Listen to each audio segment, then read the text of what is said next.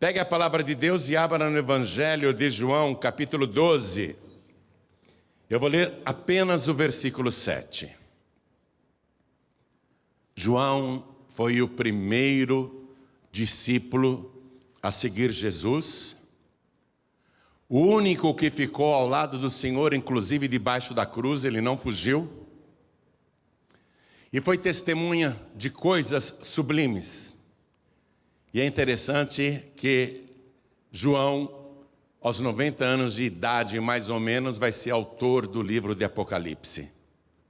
Todos os outros discípulos já tinham morrido, alguns decapitados, outros crucificados de cabeça para baixo, outros mortos à espada, outros apedrejados. Mas João, velho, estava preso na ilha de Pátimos por causa da pregação do Evangelho. Que velhinho perigoso, não? Tinha que ser preso aquele velhinho, terrorista. Aquele velhinho de 90 anos era um terrorista, porque ele pregava que Jesus foi morto sim, mas ressuscitou e está vivo pelos séculos dos séculos.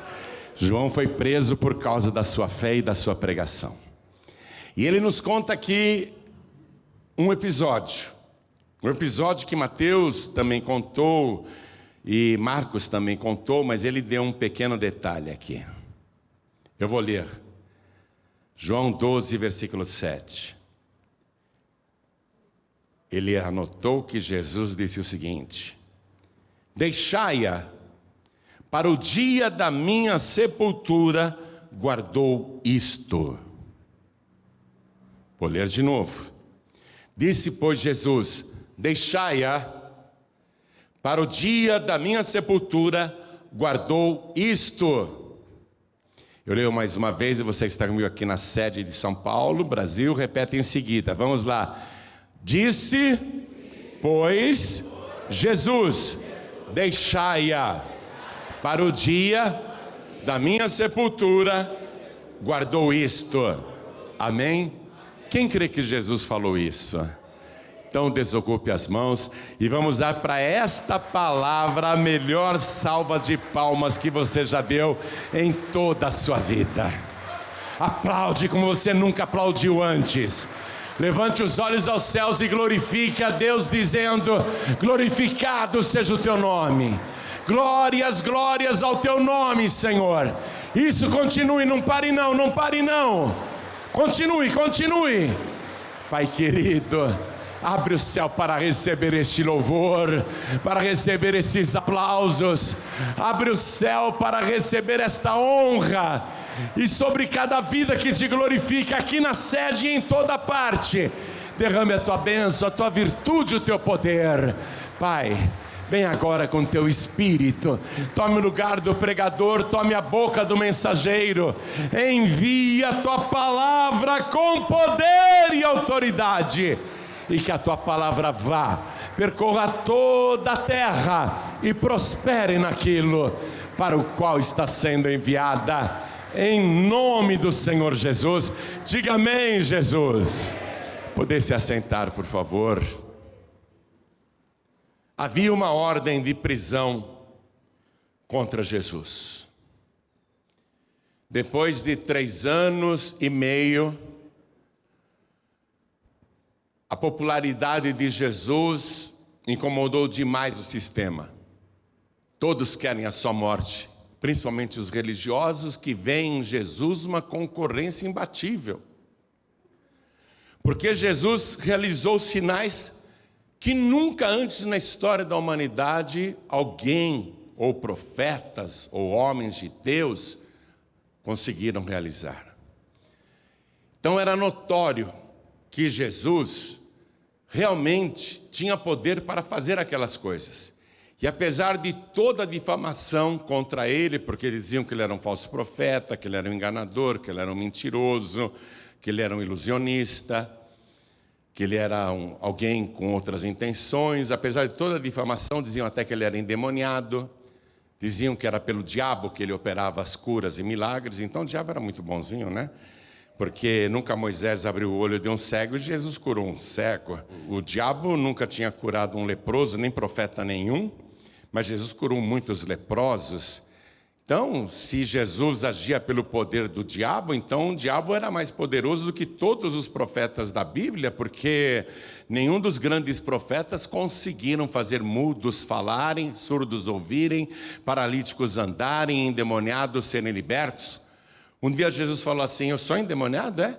Se eu expulso os demônios pelo poder de Beelzebu, e os filhos de vocês que estão expulsando demônios? É pelo diabo também? Os filhos de vocês também são endemoniados? Então Jesus foi muito combatido, mas resolveram prendê-lo e matá-lo, porque imaginavam que era a única maneira de acabar com o seu crescimento e a sua popularidade. Jesus tinha que ser preso e morto. E o mais alto sinédrio, a mais alta corte de Israel, as autoridades de Israel, expediram uma ordem de prisão que se espalhou. Diz aqui, eu vou ler o Evangelho de João, capítulo 11, versículo 57. Ora, os principais dos sacerdotes e os fariseus tinham dado ordem para que, se alguém soubesse onde ele estava, o denunciasse para o prenderem. Eles queriam prender Jesus para matar. Então se espalhou aquilo, só faltou oferecer uma recompensa. Se espalhou que, se Jesus viesse na festa da Páscoa naquele ano, e como judeu ele era obrigado a ir, porque todo judeu a partir dos 12 anos de idade era obrigado a ir na festa da Páscoa em Jerusalém, e Jesus, quando tinha 12 anos de idade, foi para lá. Desde os 12 anos de idade ele era levado pela família para Jerusalém. Todo ano a família passava a Páscoa em Jerusalém.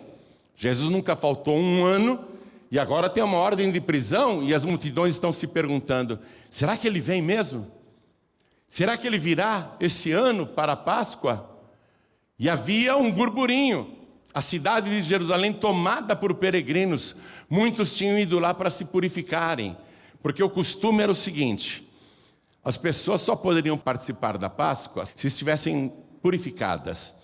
Então elas iam com antecedência para tomarem banhos, purificarem as mãos, os pés, para se prepararem para a grande festa. A Páscoa era a festa máxima, então a cidade estava hiperlotada. E todo mundo perguntando: será que Jesus vai aparecer? Se ele aparecer, ele vai ser preso. Escute, quando alguém, no nosso tempo, tem uma ordem de prisão expedida, a pessoa não fica dando mole, fica? Não vai dar mole. A pessoa está com um mandado de prisão, o que ela faz? Se esconde, não aparece, fica em oculto, é ou não é? Arruma até documentos falsos, faz até operação plástica, muda a aparência, tinge o cabelo, corta o cabelo, raspa o cabelo. A pessoa não quer ser presa. Alguém quer ser preso? Hein? A pessoa está sendo procurada, existe uma ordem de prisão no nosso tempo, eu estou falando, uma ordem de prisão contra a pessoa. A pessoa vai passar numa blitz, ela vai tentar fugir da blitz. É ou não é? Toda pessoa que tem uma ordem de prisão não quer ser presa, ou quer? Claro que não, porque a liberdade é reconhecida pela justiça como um anseio do ser humano. Quando um preso tenta escapar da prisão, a justiça sabe que esse é um desejo íntimo de cada ser humano. O ser humano não nasceu para ser preso, não, ele quer ser livre. Então tem uma ordem de prisão contra Jesus. Será que ele vem? Se ele não vier para essa festa da Páscoa, então ele não estará cumprindo a lei de Moisés. Ele estará transgredindo a lei de Moisés. Ele estará em pecado. Ele faltou. Ele não pode faltar, mas será que ele vem? Se alguém vir Jesus em qualquer lugar, avisem as autoridades para que ele seja preso. Jesus sabe disso. E apesar disso, vamos ler aqui o Evangelho de Marcos, capítulo 10. no versículo 32. E iam no caminho, subindo para Jerusalém, e Jesus ia adiante deles, e eles, os discípulos, maravilharam-se e seguiam-no atemorizados. Por que os discípulos estão atemorizados? Porque eles sabem que há uma ordem de prisão contra Jesus. Os discípulos estão com medo, mas Jesus está indo na frente. Não tenha medo não, viu? Jesus está na tua frente o tempo todo. E Ele não tem medo de nada não. E tornando a tomar consigo os 12, começou a dizer-lhes as coisas que lhe deviam sobrevir. Jesus começa a profetizar e contar para os 12 discípulos o que iria acontecer com ele, dizendo: eis que nós subimos a Jerusalém, para aquela festa da Páscoa. E o Filho do Homem será entregue aos príncipes dos sacerdotes e aos escribas, e o condenarão à morte, e o entregarão aos gentios, quer dizer, aos romanos, porque só os romanos matavam os condenados por crucificação. E Jesus tinha que ser crucificado, não apedrejado, como era o modo de execução dos judeus. Versículo 34. E o escarnecerão, e o açoitarão, e cuspirão nele, e o matarão, mas ao terceiro dia ressuscitará.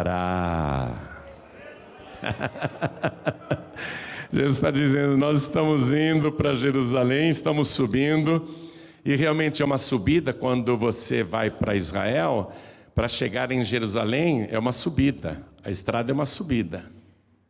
Eis que nós estamos subindo para Jerusalém. Jesus ia na frente deles, todo mundo apavorado, e ele na frente. E ele sabe o que vão fazer com ele.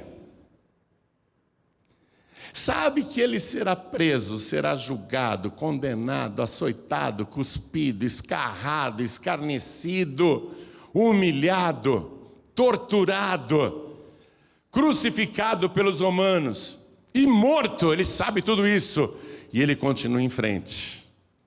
Continua em frente. Por que ele continua em frente? Porque ele tinha que morrer naquela Páscoa.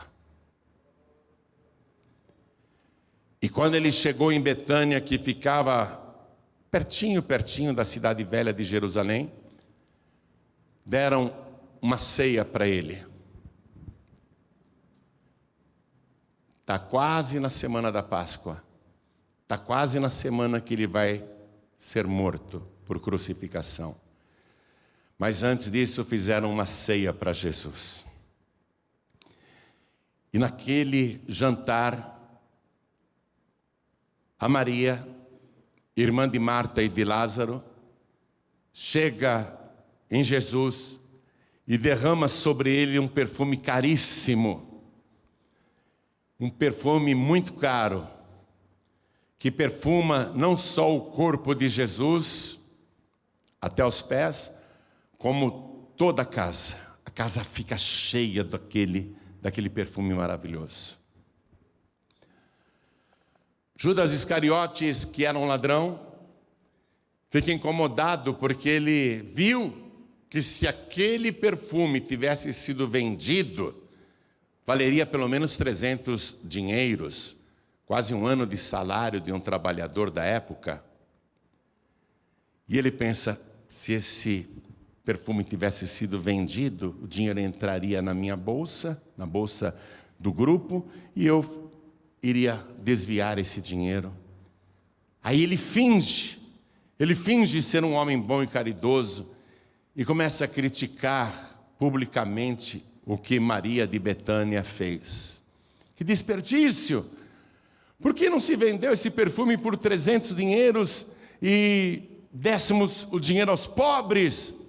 O Evangelho ressalta que ele disse isso não porque era um homem caridoso, bom e honesto, mas porque ele era ladrão. A palavra diz isso, ele era ladrão. Ele desviava o dinheiro da igreja, do grupo de Jesus. Foi nesse momento que Jesus, vendo aquela pressão, E Judas inflamando todos os discípulos para que criticassem também aquele gesto de Maria de Betânia. Onde é que já se viu que desperdício?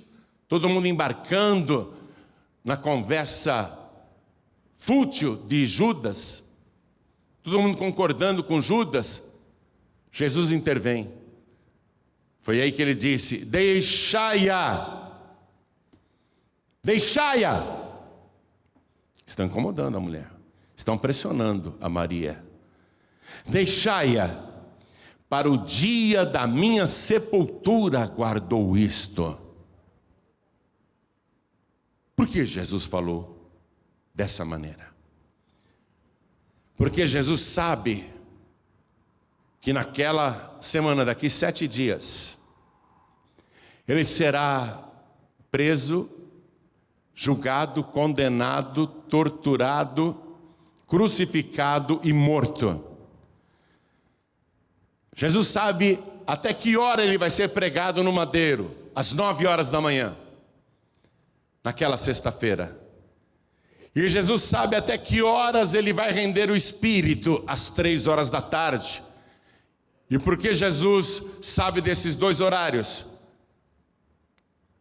Porque no templo de Jerusalém, na Páscoa, 2 cordeiros eram mortos. Um às 9 horas da manhã e outro às 3 horas da tarde. E Jesus Cristo é o Cordeiro de Deus que tira o pecado do mundo. Jesus sabe que ele vai morrer ali, no Monte Calvário. E sabe que às 3 horas da tarde de sexta-feira, depois que render o Espírito, ele terá de ser sepultado no mesmo dia, para que o corpo não fique no madeiro. E que não haverá tempo de fazer um funeral como ele merecia. Com muito choro, com carpideiras, com homenagens, com discursos, cerimônia demorada. Ele sabe que não haverá tempo para isso. E como que os judeus tinham o costume de sepultar os mortos, além de toda homenagem que faziam, numa cerimônia longa, eles pegavam o defunto, lavavam e depois perfumavam o corpo inteiro do cadáver. Depois enrolavam em panos e levavam para uma gruta e colocavam sobre uma espécie de laje no chão, uma pedra. E o corpo ficava ali, dentro da gruta. Jesus sabe que não haverá tempo de receber um funeral decente. Ele sabe que vai morrer às 3 horas da tarde. E antes que a sexta-feira acabe e comece o sábado, ele tem que estar no sepulcro. Não haverá tempo de fazer um funeral mais cerimonioso, com muitas homenagens. O ritual de fazer tudo aquilo, lavar o defunto com muito capricho, perfumar o cadáver com muito capricho, uma cerimônia demorada. Ele será sepultado às pressas. E naquele jantar, Jesus está dizendo isso. Essa mulher que pegou esse perfume e derramou sobre a minha cabeça e ungiu todo o meu corpo. Não critiquem essa mulher, porque ela guardou isso para o meu funeral. Ou seja, uma semana antes de morrer, Jesus já é um cadáver. Ele está lá sentado entre homens, ele está participando da ceia, mas ele já sabe que é um cadáver. Ele não vai fugir da morte.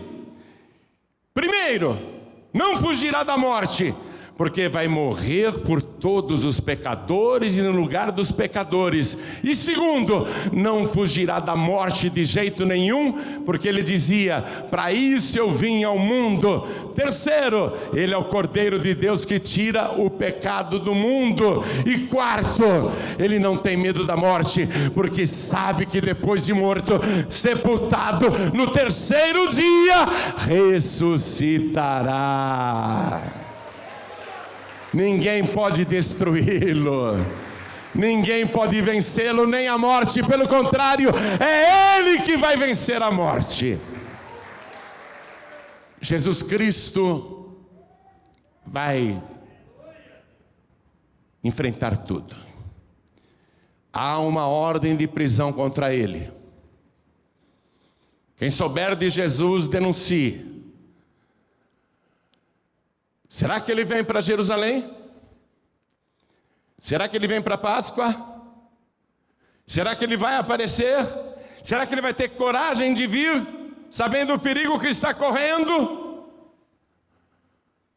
Jesus poderia entrar em Jerusalém com um capuz sobre a cabeça, um manto bem comprido, disfarçado, bem discreto. Ele poderia fazer isso. Há uma ordem de prisão, uma ordem de morte contra ele. Mas ele não vai entrar disfarçado em Jerusalém. Ele vai dizer para os discípulos: tem uma aldeia aqui perto, vão até lá. Tem um jumentinho que está amarrado na cerca, um jumentinho que nunca homem algum montou. Desamarrem o jumentinho e me tragam. E se alguém vir vocês e perguntar: o que é que vocês estão fazendo? Por que vocês estão pegando esse jumentinho? Digam: o mestre precisa dele. E os discípulos foram até lá, estava o jumentinho amarrado na cerca.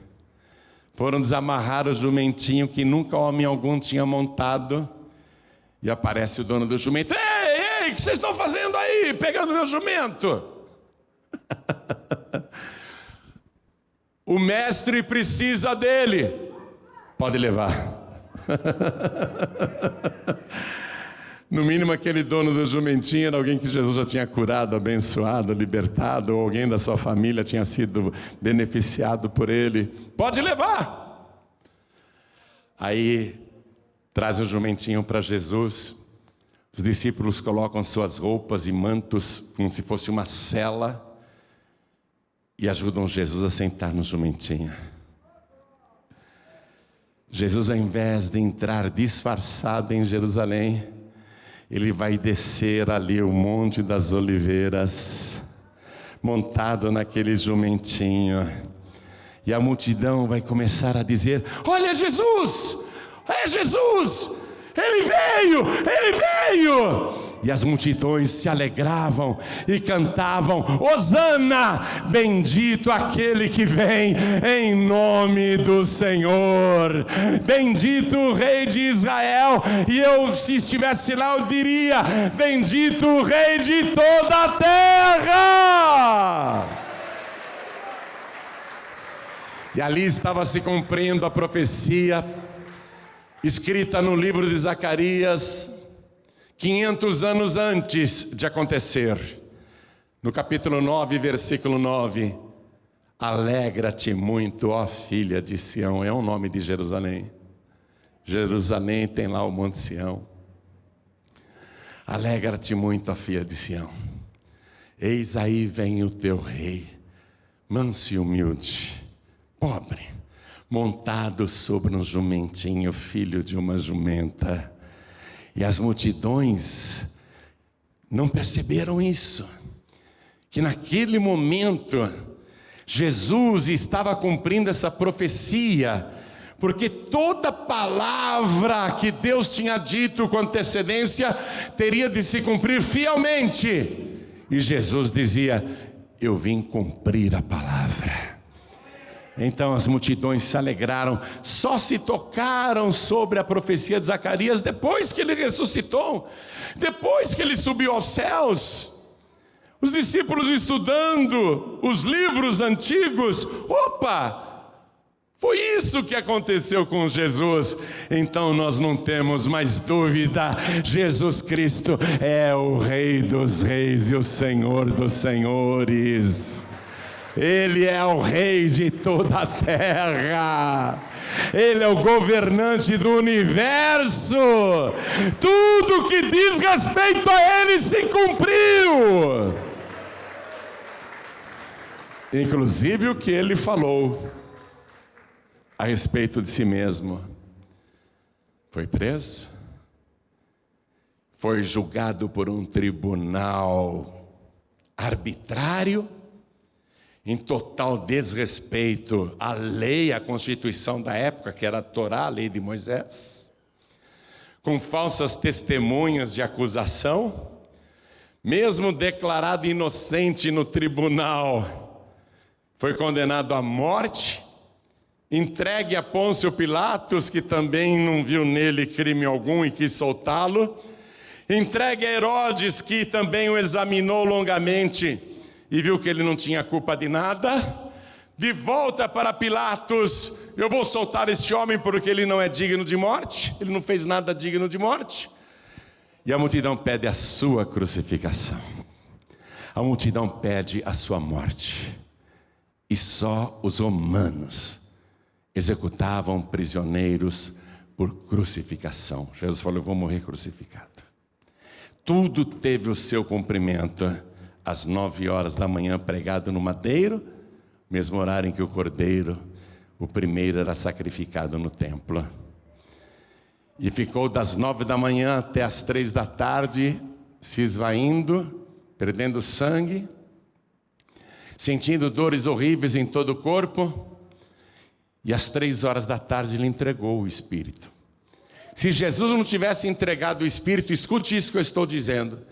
Se Jesus não tivesse rendido o Espírito às 3 horas da tarde, se Ele quisesse, Ele estaria pregado na cruz até o nosso século 21.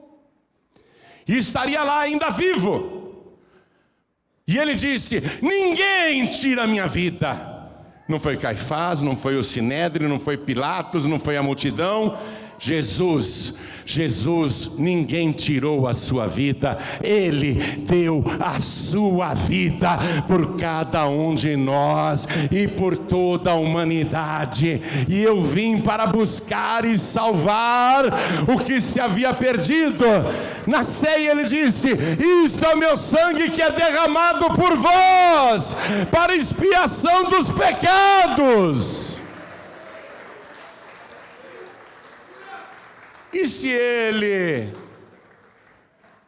tivesse sido sepultado, mas não ressuscitado, já seria uma grande bênção, hein? Que homem que Ele foi. Mas a maravilha é que Ele não é o homem que foi. Ele disse em Apocalipse: eu sou o Alfa e o Ômega, o princípio e o fim, aquele que era, aquele que é e aquele que há de vir, o Todo-Poderoso. Ele é o Todo-Poderoso. Eu fui morto, mas eis aqui tenho nas minhas mãos as chaves da morte e do inferno. Vamos ficar todos de pé. Jesus não foi vítima de acontecimentos descontrolados, como muitas religiões ensinam, por desconhecerem a palavra de Deus. Tem muita religião aí que prega: não, Jesus coitadinho, olha o que a humanidade fez com ele, para a gente ver do que os seres humanos são capazes. Seres humanos são capazes de coisas terríveis. Mas não foi por causa de fatos fortuitos ou inesperados que tudo aconteceu. Se você começar a estudar a palavra de Deus, e eu aconselho que você faça o nosso curso grátis de teologia, são 2 anos. Você não paga nada, nem matrícula, nem mensalidade, nem material, nem certificado, nada. Se você começar a entender e a conhecer a palavra de Deus, você vai ver que este livro todinho, do começo ao fim, inclusive no Antigo Testamento, Ainda que não tenha o nome de Jesus no Antigo Testamento, você vai ver a vida de Jesus contada em detalhes em todo o Antigo Testamento. Tudo estava profetizado, tudo estava determinado. Até aquele momento em que ele diz: eu tenho sede, porque faltava cumprir a última profecia. Ele na cruz, depois de tantas horas ali agonizando, ele diz: eu tenho sede. E lhe deram, ao invés de água, vinagre para beber. Aquela foi a última profecia escrita no livro de Salmos. Aí Jesus diz: está consumado. A vida dele foi por nossa causa. Tudo que ele sofreu, padeceu. Aliás, eu vou além. Foi até antes de você nascer, antes de eu nascer e antes de qualquer ser humano ter nascido. Porque o livro de Apocalipse diz que Jesus Cristo é o Cordeiro de Deus, que foi morto desde a fundação do mundo. O homem ainda não andava sobre a terra, mas já estava combinado que Jesus iria morrer por toda a humanidade.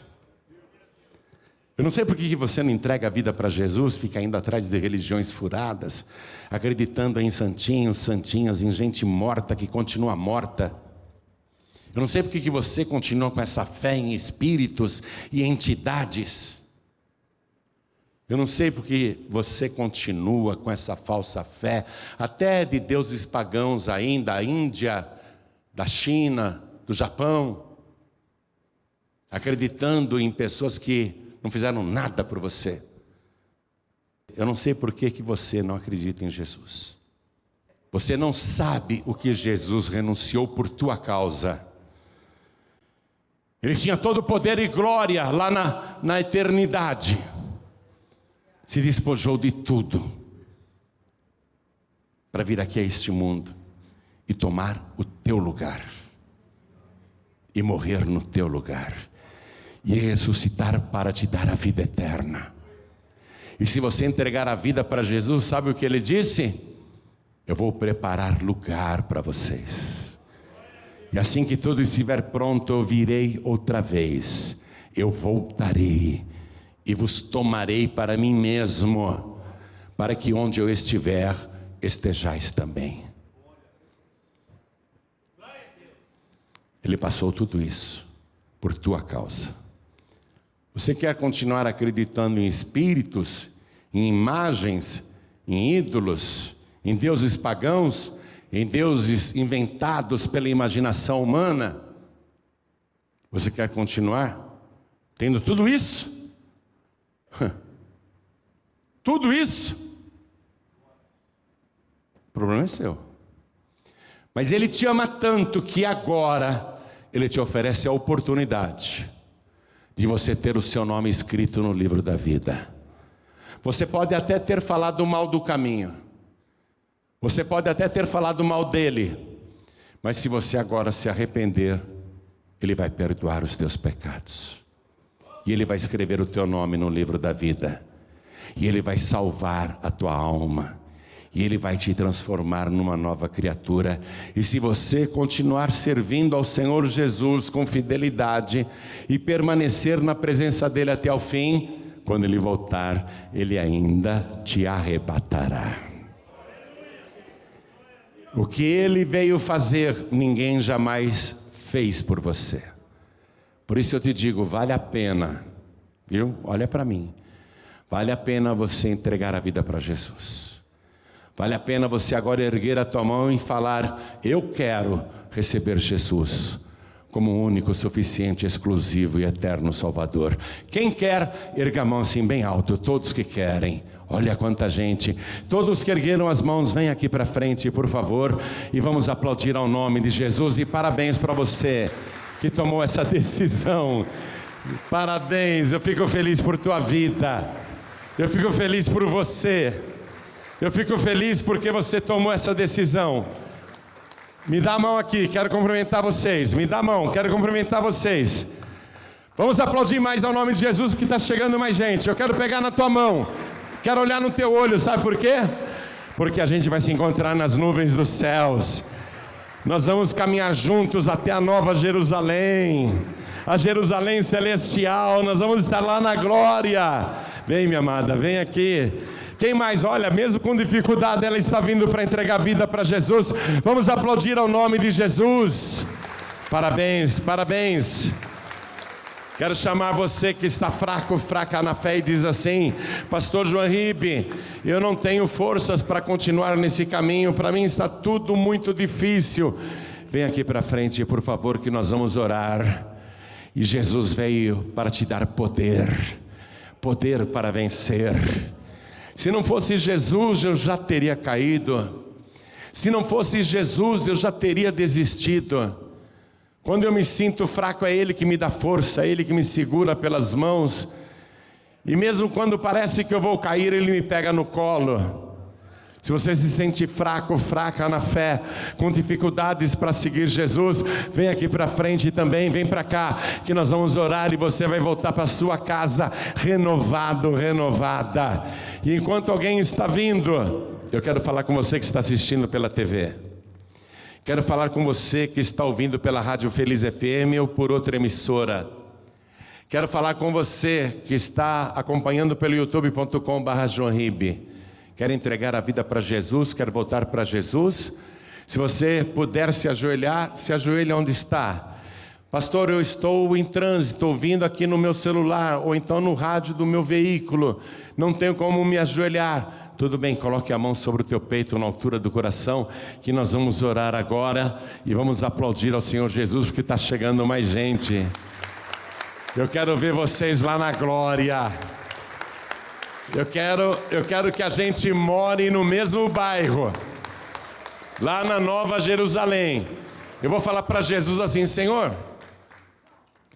o Senhor podia inaugurar um bairro aqui no céu chamado Paz e Vida? O Senhor podia inaugurar um bairro aqui chamado Paz e Vida na Nova Jerusalém? Aí Jesus vai falar assim: mas aqui todo mundo é paz e vida. Eu vou dizer, sabe o que é? Que são as pessoas que lá na terra me acompanharam, pessoas que eu também acompanhei, queria que essas pessoas morassem perto de mim.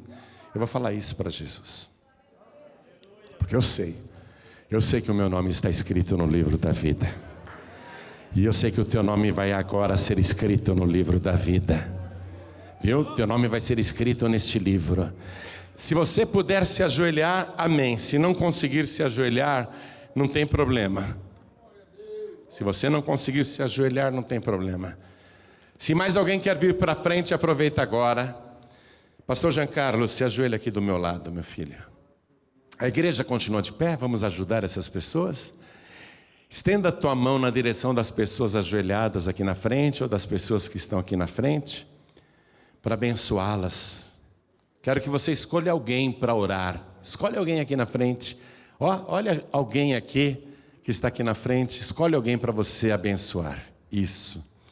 Você que está de joelhos e quem está à distância também, com a mão sobre o peito, na altura do coração, ore assim comigo: meu Deus e meu Pai, eu ouvi a tua santa palavra e eu creio que o Senhor veio para me buscar e me salvar, e para isso foi até as últimas consequências e morreu na cruz, derramou o seu sangue para me lavar dos meus pecados.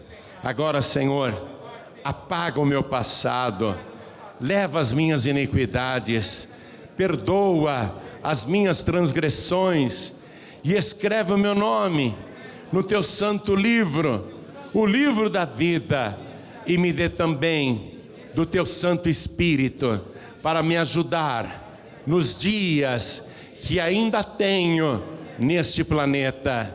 Eu quero perseverar até o fim e preciso da tua ajuda. Vem, Senhor, me guarda, me livra de todo mal, e quando o Senhor voltar, me leve contigo, porque a minha alma suspira para estar contigo por toda a eternidade, e eu tenho esse direito, porque eu declaro que o Senhor Jesus é o meu único, suficiente, exclusivo e eterno Salvador, para todos sempre. Amém. Continua assim, pastor Giancarlo Palharim agora é teu pastor, e ele vai orar por você e eu também.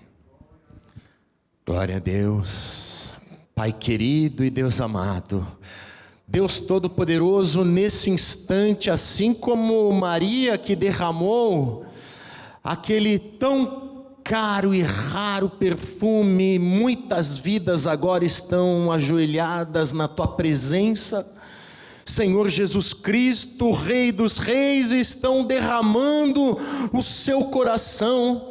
Existem pessoas aqui na tua presença de joelhos, derramando também lágrimas, Senhor. Recebe esta oferta, recebe este louvor, recebe este amor, recebe esta confissão, recebe esta declaração, Senhor.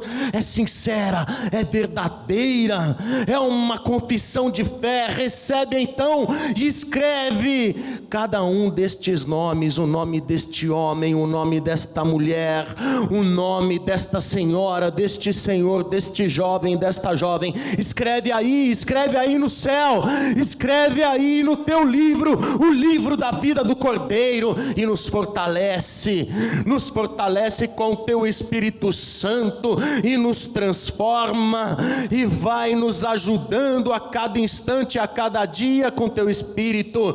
Oh Pai querido, e não permita que nenhuma destas vidas enfraqueça na fé, muito pelo contrário, edifica, Senhor, aumenta, acrescenta a nossa fé, meu Deus, e nos dá a vitória sobre o mundo, porque em Jesus Cristo, pelo sangue de Jesus Cristo, pelo sangue do Cordeiro, nós somos mais que vencedores. Meu Deus, Jesus Cristo alcança também todas as vidas que estão acompanhando esta transmissão.